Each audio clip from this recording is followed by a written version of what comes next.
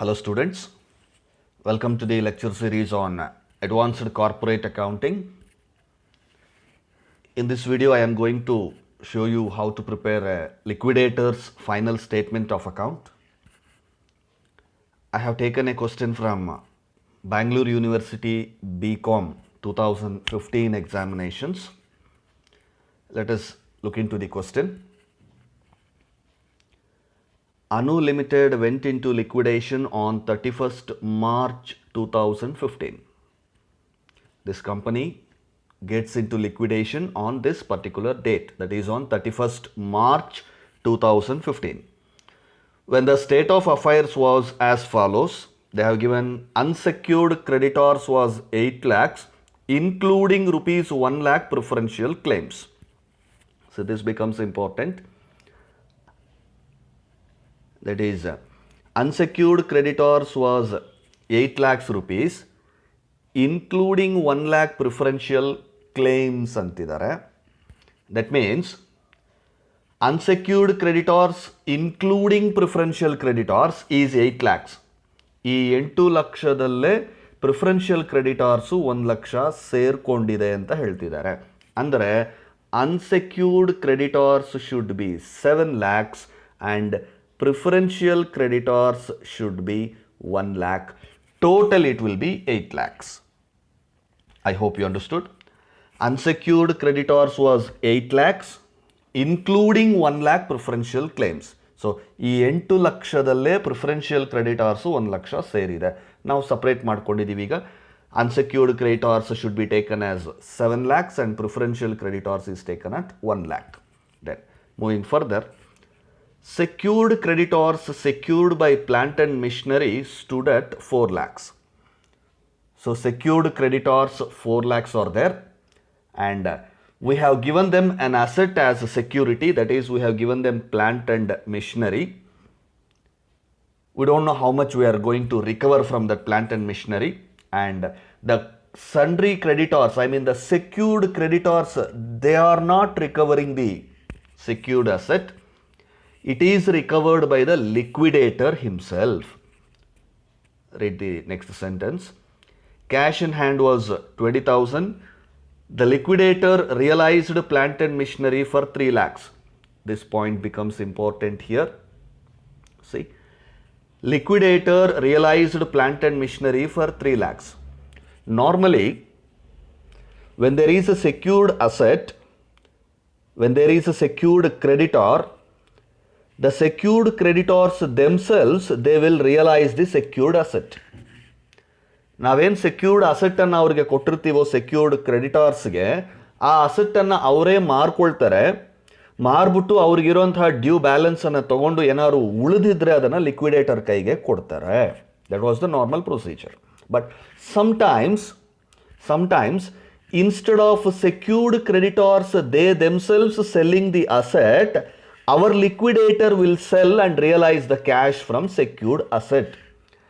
ಇಂಥ ಒಂದು ಸಿಚುವೇಶನಲ್ಲಿ ಏನು ಮಾಡ್ತೀವಿ, the total amount realized from the secured asset will be taken on the debit side of liquidator's final statement, and the amount due to secured creditors will be paid on credit side as first item in the liquidator's final statement of account. So I think I have worked out 3 to 4 problems before this video on liquidator's final statement. In those examples, the secured creditors, they themselves realized the secured asset. So ಯಾವಾಗ ಅವರೇ secured asset ಅನ್ನು realise ಮಾಡ್ತಾರೋ, full amount ನಮ್ಮ liquidators final ಸ್ಟೇಟ್ಮೆಂಟ್ಗೆ ಬರೋದಿಲ್ಲ. Only the surplus amount from secured asset will be taken. Only the surplus amount from the secured asset will be taken in the liquidator's statement. But here, in this kind of problems, when the secured asset is realized by the liquidator himself, the total amount of the asset realized will be taken on the debit side of the liquidator's final statement, and the secured creditors will be paid on credit side. I'll show you how to do that. Then go to the other things. So the liquidator realized plant and machinery 3 lakhs and other assets realized 2 lakhs. So secure ಆಗಿರೋ asset ಬಿಟ್ಟು ಬೇರೆ assets ಅನ್ನು ಕೂಡ ಇವರು realise ಮಾಡಿದಾನೆ 2 lakhs. liquidation expenses come to 2000, liquidation expenses, okay, and liquidator's remuneration was fixed at 4% of the amount realized including cash balance. ಲಿಕ್ವಿಡೇಟರ್ಗೆ remuneration ಕೊಡಬೇಕು ಎಷ್ಟು 4% of the amount realized including cash balance. Normally liquidators ರೆಮ್ಯುನರೇಷನನ್ನು ಎರಡು ರೀತಿಯಾಗಿ ನೀವು ನೋಡಿ. Assets ಮೇಲೆ realise ಮಾಡಿ ಅಸೆಟ್ಸ್ ಮೇಲೆ ಕೊಡ್ತಾ ಇದ್ದೀವಿ ಅಂತ ಹೇಳಿದ್ರೆ we will not take cash balance. Amount ಮೇಲೆ ರಿಯಲೈಸ್ ಮಾಡ್ತಿದ್ದೀವಿ ಅಂತ ಹೇಳಿದಾಗ you have to include cash balance also. What is the difference? Normally the simple logic is cash in hand, it is already ready cash, hard cash. ಅದನ್ನು realise ಮಾಡೋದ ಅವಶ್ಯಕತೆ ಏನೂ ಇಲ್ಲ. ಬ್ಯಾಂಕಲ್ಲಿ ಇರುತ್ತೆ, ಇಲ್ಲ ಹಾರ್ಡ್ ಕ್ಯಾಶ್ ಬಾಕ್ಸಲ್ಲಿ ಇರುತ್ತೆ. ಅದನ್ನು ರಿಯಲೈಸ್ ಮಾಡೋದಕ್ಕೆ ಲಿಕ್ವಿಡೇಟರ್ ಏನು ಕಷ್ಟಪಡಬೇಕಾಗಿಲ್ಲ. ಹಾಗಾಗಿ ಕ್ಯಾಶ್ ಬ್ಯಾಲೆನ್ಸಸ್ಗೆ ನಾವು ಅವನಿಗೆ ರೆಮ್ಯುನರೇಷನ್ ಕೊಡೋದಿಲ್ಲ. ಅವನೇನು ಕಷ್ಟಪಟ್ಟು ಬ್ಯಾಂಕಿಂದ ಕ್ಯಾಶ್ ತರ್ತಾನೆ, there is nothing risk in that. Therefore normally when the problem says liquidator's remuneration is 4% on assets realized ಅಂತ ಹೇಳಿದಾಗ you should not calculate it on cash balance. You should not include cash balance to calculate liquidator's remuneration when the problem is telling that remuneration is paid on assets realized. But when the problem is telling that amount realized including cash balance, ಯಾವಾಗ including cash balance ಅಂತ ಕ್ವಶನಲ್ಲಿ ಕೊಡ್ತಾರೋ, cash balance ಮೇಲೇನೂ ಅವನಿಗೆ remuneration ಕೊಡ್ತೀವಿ ಅಂತ ಯಾವಾಗ ಹೇಳ್ತಾರೋ then only you should include cash balance also. Okay, ಇನ್ನೊಂದ್ಸಲ let us make it clear. Normally when the liquidator is realizing cash from the assets, ಕ್ವಶನಲ್ಲಿ assets realized, underline this word. ಕ್ವಶನಲ್ಲಿ ನಮಗೆ assets realized ಅನ್ನೋ ವರ್ಡನ್ನು use ಮಾಡಿದಾಗ you have to calculate on only assets except cash. Assets realized ಅನ್ನೋ word ಯಾವಾಗ ಕ್ವಶನಲ್ಲಿ use ಮಾಡ್ತಾನೋ ಕ್ಯಾಶ್ ಬ್ಯಾಲೆನ್ಸ್ ಮೇಲೆ ನಾವು ಕ್ಯಾಲ್ಕುಲೇಟ್ ಮಾಡಬಾರ್ದು. On the other hand amounts realised and that too specifically including cash balance ಅಂತ ಅವನು ಯಾವಾಗ ಹೇಳ್ತಾನೋ, you have to include cash balance also. Suppose ಅವನು ಇನ್ಕ್ಲೂಡಿಂಗ್ ಕ್ಯಾಶ್ ಬ್ಯಾಲೆನ್ಸ್ ಅಂತ ಹೇಳಿಲ್ಲ sir, then calculate only on the assets realized excluding cash balance. So ಅವನು ಹೇಳಿದರೆ cash include ಮಾಡೋಣ, ಅವನು ಹೇಳಿಲ್ಲ ಅಂದರೆ ಕ್ಯಾಶ್ ಇನ್ಕ್ಲೂಡ್ ಆಗಲ್ಲ. That's the thing, right? And the difference between assets and amount. When the problem is talking about assets realized, no cash balance. When the problem is talking about amount realized, you should take cash balance also. So 4%, then 2% of the amount distributed to unsecured creditors, including preferential creditors. 2% of the amount distributed to unsecured creditors, including preferential creditors. ಇದರಲ್ಲೂ ಕೂಡ ಇನ್ನೊಂದು clarification ಚೆನ್ನಾಗಿ ಮಾಡ್ಕೊಳ್ಳಿ. Normally unsecured creditors ಅಂದರೆ ನಾವು preferential ಕ್ರೆಡಿಟಾರ್ಸನ್ನು ಕೂಡ ಸೇರಿಸ್ಕೊಳ್ಳೇಬೇಕು. Unsecured creditors ಅಂದರೆ preferential ಕ್ರೆಡಿಟಾರ್ಸನ್ನು ಯಾವಾಗಲೂ ಅದರಲ್ಲಿ ಸೇರಿಸ್ಕೊಳ್ಳೇಬೇಕು ರೆಮ್ಯುನರೇಷನ್ ಪರ್ಪಸ್ಗೆ. ಅವನು ಇನ್ಕ್ಲೂಡಿಂಗ್ ಅಂತ ಕೊಟ್ಟಿದ್ರು ನಾವು ಸೇರಿಸ್ಕೊಳ್ತೀವಿ, ಕೊಟ್ಟಿಲ್ಲ ಅಂದರೂ ನಾವು ಸೇರಿಸ್ಕೊಳ್ತೀವಿ. ಒಂದು ವೇಳೆ ಅವನು ಪ್ರಾಬ್ಲಮಲ್ಲಿ ಸ್ಪೆಸಿಫಿಕ್ ಆಗಿ ಎಕ್ಸ್ಕ್ಲೂಡಿಂಗ್ ಪ್ರಿಫರೆನ್ಷಿಯಲ್ ಕ್ರೆಡಿಟಾರ್ಸ್ ಅಂತ ಕೊಟ್ಬಿಟ್ರೆ, ಎಕ್ಸ್ಕ್ಲೂಡಿಂಗ್ ಅಂತ ಕೊಟ್ಟಾಗ you need not take preferential creditors. So one thing I am making very clear to you is read the question carefully. ಕ್ವಶನಲ್ಲಿ ಇನ್ಕ್ಲೂಡಿಂಗ್ ಅಂತಾನ ಎಕ್ಸ್ಕ್ಲೂಡಿಂಗ್ ಅಂತಾನ? Question says includes, you include it. Question says exclude, you exclude it. Sir suppose question is not telling anything, ಕ್ವಶನಲ್ಲಿ ಬರೀ 2% of the amount distributed to unsecured creditors ಅಷ್ಟೇ ಹೇಳಿದ್ದಾರೆ sir, including ಅಂತಲೂ ಹೇಳಿಲ್ಲ, excluding ಅಂತಲೂ ಹೇಳಿಲ್ಲ. ಆಗೇನು ಸರ್ ಮಾಡಬೇಕು? ಇನ್ಕ್ಲೂಡ್ ಮಾಡಬೇಕು. If the problem is not telling anything specifically, you have to include preferential creditors also. With this understanding, let's move on to the preparation of liquidator's final statement of account. Your account should look like this. On the debit side of the account. You should take receipts, that is cash receipts. In the question they have given cash in hand 20,000. You have taken the cash in hand 20,000. Then assets realized, plant and machinery. Plant and machinery secured ಕ್ರೆಡಿಟಾರ್ಸ್ಗೆ ಕೊಟ್ಟಿರುವಂತಹ plant and missionary ಅದನ್ನು ಲಿಕ್ವಿಡೇಟರೇ realise ಮಾಡಿದ್ದಾನೆ. Realise ಮಾಡಿದಾಗ 3 lakhs ಬಂದಿದೆ. So that 3 lakhs is entered here. Then other assets realised 2 lakhs ಕೊಟ್ಟಿದ್ದಾನೆ. ಅದನ್ನು ಕೂಡ ಎಂಟ್ರೂಡ್ ಮಾಡ್ಕೊಂಡ್ಬಿಡಿ. ನಾವು you have made 3 entries on the debit side of liquidator's final statement. One is cash in hand.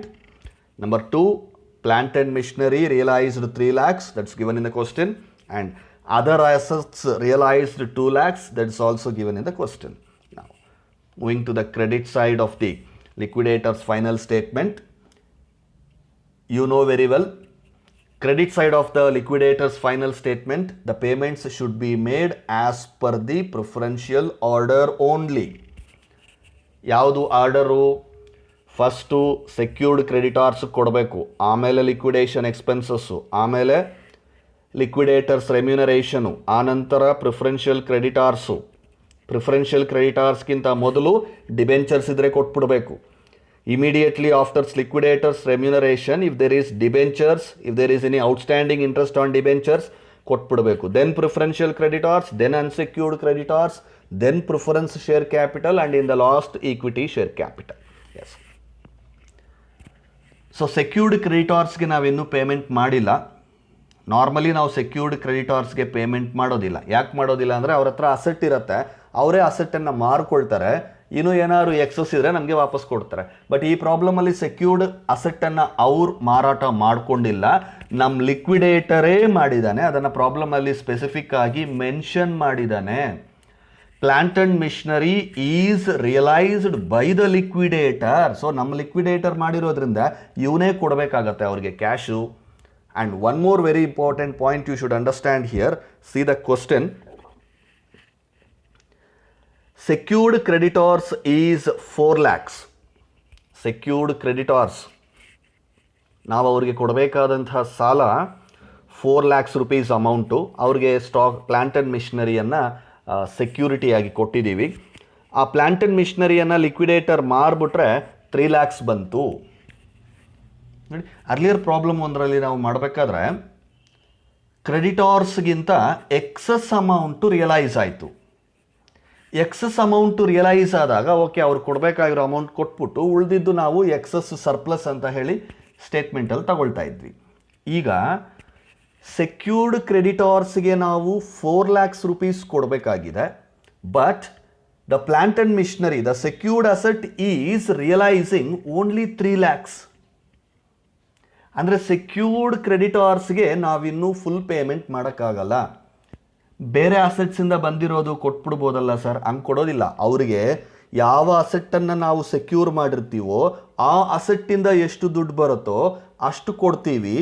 ಉಳಿದಿರೋ balance ಅಮೌಂಟಿಗೆ ಅವರು secured creditors ಅಲ್ಲ, unsecured creditors ಆಗಿಬಿಡ್ತಾರೆ. Unsecured ಕ್ರೆಡಿಟಾರ್ಸ್ಗೆ ಎಲ್ಲಿ ದುಡ್ಡು ಕೊಡ್ತೀವೋ ಅಲ್ಲಿ ಬರ್ತಾರೆ, ಅಲ್ಲಿ ಕೊಡ್ತೀವಿ. ಅವ್ರಿಗೆ ಇದ್ದರೆ ದುಡ್ಡಿದ್ರೆ ಅಲ್ಲಿ ಕೊಡ್ತೀವಿ. So secured creditors has to be paid rupees 4 lakhs. Plant and machinery is given to them as security. Plant and machinery when sold we got 3 lakhs. But 3 lakhs is not sufficient to make them full payment. So for time being we pay 3 lakhs to them. For remaining 1 lakh, we will tell them to wait until we pay unsecured creditors. ಇದನ್ನು ಇನ್ನೊಂದ್ಸಲ repeat ಮಾಡ್ತೀನಿ. Secured ಕ್ರೆಡಿಟಾರ್ಸ್ಗೆ ನಾವು ಬಾಕಿ ಇರುವಂಥ ಹಣ ಬಂದು 4 ಲಕ್ಷ ರೂಪಾಯಿ. ಅಂದರೆ ಅವ್ರು ನಮಗೆ ದುಡ್ಡು ಕೊಟ್ಟಿದ್ದಾರೆ 4 ಲಕ್ಷ. ಆ 4 ಲಕ್ಷಕ್ಕೆ ನಮ್ಮ ಹತ್ರ ಒಂದು ಸೆಕ್ಯೂರಿಟಿ ಇಟ್ಕೊಂಡಿದ್ದಾರೆ, ಒಂದು ಮಾರ್ಟ್ಗೇಜ್, ಒಂದು ಅಡ ಇಟ್ಕೊಂಡಿದ್ದಾರೆ, ಒಂದು ಆಸ್ತಿಯನ್ನು. ಯಾವುದದು? Plant and machinery. ಆ ಪ್ಲ್ಯಾಂಟ್ ಆ್ಯಂಡ್ ಮಿಷನರಿಯನ್ನು ನಮ್ಮ ಲಿಕ್ವಿಡೇಟರ್ ಮಾರಾಟ ಮಾಡಿದ್ದಾನೆ, 3 ಲಕ್ಷ ಬಂದಿದೆ. ಅಂದರೆ ಅವರು ಅಡ ಇಟ್ಕೊಂಡಿರೋ ಆಸ್ತಿಯನ್ನು ಮಾರಿದ್ರೂ ಕೂಡ ಅವರ ಸಾಲವನ್ನು ಪೂರ್ತಿಯಾಗಿ ತೀರಿಸೋದಕ್ಕೆ ಆಗ್ತಾ ಇಲ್ಲ. ಸೊ ಇಂಥ ಟೈಮಲ್ಲಿ ನಾವೇನು ಮಾಡಬೇಕು? ಅವರ ಆಸ್ತಿಯನ್ನು ಮಾರಾಟ ಮಾಡಿದಾಗ ಎಷ್ಟು ದುಡ್ಡು ಬರುತ್ತೋ ಅಷ್ಟನ್ನು ಅವ್ರಿಗೆ ಕೊಡ್ತೀವಿ. ಅಂದರೆ ಸೆಕ್ಯೂರ್ಡ್ ಕ್ರೆಡಿಟಾರ್ಸ್ಗೆ 3 lakhs ಪೇಮೆಂಟನ್ನು ಮಾಡ್ತೀವಿ. ಬಿಕಾಸ್ ಪ್ಲ್ಯಾಂಟ್ ಆ್ಯಂಡ್ ಮಿಷನರಿ ಮಾರಿದಾಗ 3 lakhs ಬಂತು, ಅವ್ರಿಗೆ 4 ಲಕ್ಷ ಕೊಡಬೇಕು.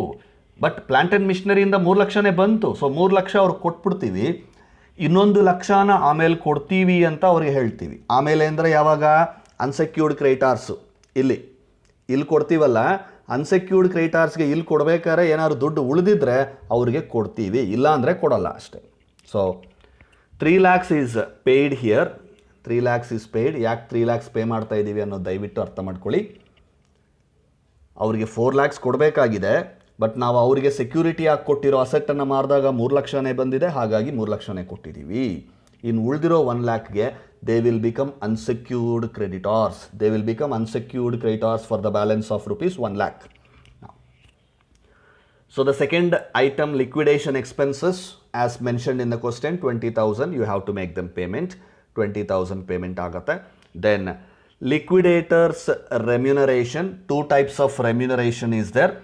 One is 4% of the amount realized including cash. 4% of the amount realized including cash. So ಆ 4% ಅಂದರೆ ಎಷ್ಟಾಗುತ್ತೆ ಇಲ್ಲಿ? 20 plus 3 lakhs plus 2 lakhs, 5,20,000 debit side of the liquidators statement. Cash 20,000 ಇದೆ, plant and missionary realise ಆಗಿರೋದು 3 lakhs, other assets realise ಆಗಿರೋದು 5 lakhs, therefore 5,20,000. So calculate 4% of 5,20,000. 4% of 5,20,000 calculate ಮಾಡಿದ್ರೆ you should be getting 20,800. 5,20,000 is the total amount realized, debit side total. Debit side column ಎಲ್ಲ total ಮಾಡಿಕೊಂಡ್ರೆ 5,20,000, that's the total amount realized by the liquidator. So ಅದ್ರ ಮೇಲೆ ಅವನಿಗೆ 4% remuneration commission ಕೊಡಬೇಕಾಗಿದೆ. 4%, 5,20,000 into 4/100 if you calculate 20,800. ಅದನ್ನು inner ಕಾಲಮಲ್ಲಿ ಬರ್ದಿರಿ. ಇನ್ನೊಂದು remuneration ಕೂಡ calculate ಮಾಡಿ ಅಲ್ಲೇ ಆ್ಯಡ್ ಮಾಡಬೇಕಾಗತ್ತೆ. Then second remuneration, that is 2% of amount distributed to unsecured creditors. ಎರಡನೇ ರೆಮ್ಯುನರೇಷನ್ ಯಾವುದು? 2% of the amount distributed to unsecured creditors. So unsecured creditors ಅಂದರೆ ಇಲ್ಲಿ ಪ್ರಿಫರೆನ್ಷಿಯಲ್ ಕ್ರೆಡಿಟಾರ್ಸು ಕೂಡ ಸೇರಿಸ್ಕೊಂಡು earlier I have done a couple of problems based on this. Earlier ವಿಡಿಯೋಸಲ್ಲಿ ನಾನು ಒಂದು method ತೋರಿಸಿದ್ದೆ. ಈ ವಿಡಿಯೋದಲ್ಲಿ ನಿಮಗೆ ಇನ್ನೊಂದು ಮೆಥಡ್ ತೋರಿಸ್ತಾ ಇದ್ದೀನಿ. ಅನ್ಸೆಕ್ಯೂರ್ಡ್ ಕ್ರೆಡಿಟಾರ್ಸ್ ಮೇಲೆ ರೆಮ್ಯುನರೇಷನ್ ಕ್ಯಾಲ್ಕುಲೇಟ್ ಮಾಡೋದು. ಪ್ರೀವಿಯಸ್ ವಿಡಿಯೋದಲ್ಲಿ ನಾನು ಏನು ಹೇಳ್ಕೊಟ್ಟಿದ್ದೆ ನಿಮಗೆ, ಪ್ರಿಫರೆನ್ಷಿಯಲ್ ಕ್ರೆಡಿಟಾರ್ಸ್ ಮೇಲೆ ರೆಮ್ಯುನರೇಷನ್ ಕ್ಯಾಲ್ಕುಲೇಟ್ ಮಾಡಿಕೊಂಡು ಇಲ್ಲಿ ಬರೆದಿಟ್ಕೊಂಡಿರಿ ಅಂತ ಹೇಳಿದೆ. ಪ್ರಿಫರೆನ್ಷಿಯಲ್ ಕ್ರೆಡಿಟಾರ್ಸ್ ಮೇಲೆ ರೆಮ್ಯುನರೇಷನ್ ಕ್ಯಾಲ್ಕುಲೇಟ್ ಮಾಡಿಕೊಂಡು ಇಲ್ಲಿ ಬರೆದಿಟ್ಕೊಂಡಿರಿ. ದೆನ್ ಪ್ರಿಫರೆನ್ಷಿಯಲ್ ಕ್ರೆಡಿಟಾರ್ಸನ್ನು ಇಲ್ಲಿ ಪೇಮೆಂಟ್ ಮಾಡ್ಕೊಂಡ್ಬಿಡಿ. ಅಷ್ಟು ಮಾಡಿದಾದಮೇಲೆ you go to the working note, prepare a working note ಅಂತ ಹೇಳಿದ್ದೆ. ಈಗ ಆ ವರ್ಕಿಂಗ್ ನೋಟ್ ಅಲ್ದಿರ ಈ ಮೆಥಡಲ್ಲಿ ನಾವೇನು ಮಾಡ್ತೀವಿ, ಅಮೌಂಟ್ ರಿಯಲೈಸ್ಡ್ ಮೇಲೆ 4% ಬರೆದಿಟ್ಕೊಂಡು ಇಲ್ಲಿ 20,800, 2% of amount distributed to unsecured creditors ಅಂತ ಬರ್ಕೊಂಡು ಪ್ರಿಫರೆನ್ಷಿಯಲ್ ಕ್ರೆಡಿಟಾರ್ಸು ಬರೆಯಲ್ಲ. Will directly go to the working note. Working ನೋಟ್ಗೆ ಹೋಗಿ ಏನು ಮಾಡ್ತೀವಿ, just observe the working note here. Working ನೋಟಲ್ಲಿ total receipts means the cash realized from various assets that is appearing on the debit side of the liquidator's final statement. So you have 5,20,000 rupees liquidator's final statement alli 20,000 cash, 3 lakhs plant and machinery, 2 lakhs other assets, total 5,20,000. ಆ 5,20,000 ಅಲ್ಲಿ less total payments up to preferential creditors. ಇಲ್ಲಿ ನೋಡಿ, ನಾನು preferential ಕ್ರೆಡಿಟಾರ್ಸನ್ನು ತಗೊಳ್ತಾ ಇಲ್ಲ, up to preferential creditors ತಗೊಳ್ತೀನಿ. ಅಂದರೆ 3 lakhs rupees paid to secured creditors, 20,000 liquidation expenses, 20,800 4% liquidators remuneration on the amounts realized. So ಈ ಮೂರು ಐಟಮ್ಸನ್ನು 3 lakh plus 20 plus 20,800 ಅನ್ನು so less total payments up to preferential creditors 3 lakhs secured creditors 20,000 liquidation expenses 20,800 4% remuneration ಮೂರು ಕೂಡ add ಮಾಡಿಕೊಂಡ್ರೆ you will get 3,40,800 3,40,800. ಸೊ ಅದನ್ನು subtract ಮಾಡಿಕೊಂಡ್ರೆ 5,20,000 minus 3,40,800 you should get 1,79,200. 1,79,200. Remember preferential ಕ್ರೆಡಿಟಾರ್ಸ್ಗೆ ಇನ್ನೂ ನಾವು ಪೇಮೆಂಟು ಮಾಡಿಲ್ಲ. This is a direct method. So total receipts minus total payments up to preferential creditors. Preferential creditors ಇನ್ನೂ ಕನ್ಸಿಡರ್ ಮಾಡಿಲ್ಲ, ಇನ್ನೂ ಪೇಮೆಂಟ್ ಮಾಡಿಲ್ಲ. ಪ್ರಿಫರೆನ್ಷಿಯಲ್ ಕ್ರೆಡಿಟಾರ್ಸು ಮಾಡಿಲ್ಲ, ಅದರ ಮೇಲೆ ರೆಮ್ಯುನರೇಷನು ಮಾಡಿಲ್ಲ. ಅರ್ಥ ಆಗ್ತಿದೆಯಾ? ಸೊ ಟೋಟಲ್ ರೆಸಿಪ್ಟ್ಸನ್ನು ತೊಗೊಂಡಿದ್ದೀನಿ. Total payments up to preferential creditors. Up to preferential creditors ಅಂದರೆ ಎಲ್ಲಿಗೆ?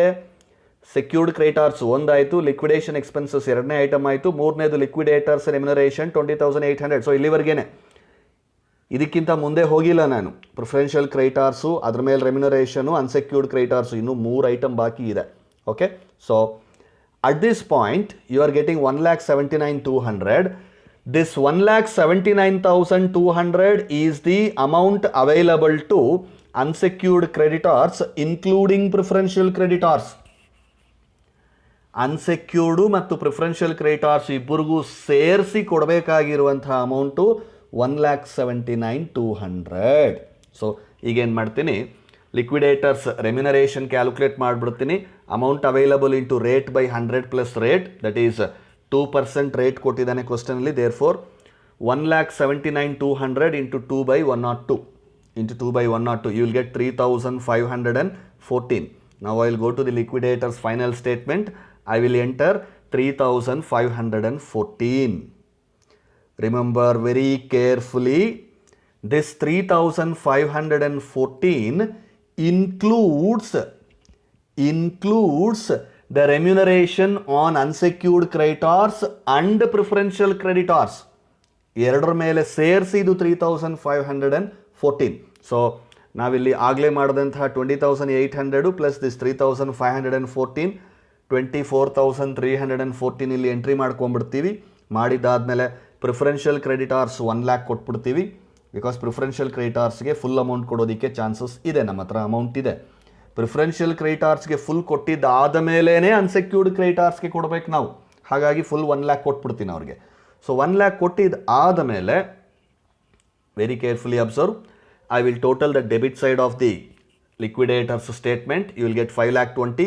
I will put the 5,20,000 on the credit side total. Now I have only one missing item here, that is unsecured creditors. So 5,20,000 ಇಂದ ನಾನೇನು ಮಾಡ್ತೀನಿ, I will subtract this 3,20,000, 24,314 and preferential creditors 1 lakh. You will get 75,686. That is the amount given to unsecured creditors. Right. ಇದನ್ನು earlier ಮೆಥಡಲ್ಲಿ ನಾವು ಮಾಡಿದ್ರು same ಬರುತ್ತೆ sir. Exactly you will get same amount. You need not worry about that. Let us see what happens if I do in the earlier method. So total receipts 5,20,000 same ಇರುತ್ತೆ. Total payments up to preferential creditors ಅಲ್ಲ, preferential creditors ಕೊಟ್ಟಿದ್ದಾದಮೇಲೆ ಕೂಡ, ಅಂದರೆ ಏನು ಮಾಡ್ತೀನಿ, 3 lakh plus 20,000 plus 20,800. Further I will go by taking 1 lakh rupees preferential creditors ಇದೆ, 2% remuneration ಕೊಡಬೇಕು preferential creditors ಮೇಲೆ. ಸೊ 1 lakh ಮೇಲೆ 2% ಅಂದರೆ that comes to 2,000 rupees plus preferential creditors amount ಎಷ್ಟು 1 lakh rupees. So if I add this also, so I will be getting 3,40,800 and 3,42,800, 4,42,800. So 5,20,000 minus 4,42,800 if you subtract, you will get 77,200. You will get 77,200. In that 77,200, if you calculate 2/102, you will get 1513.7, that means 5114.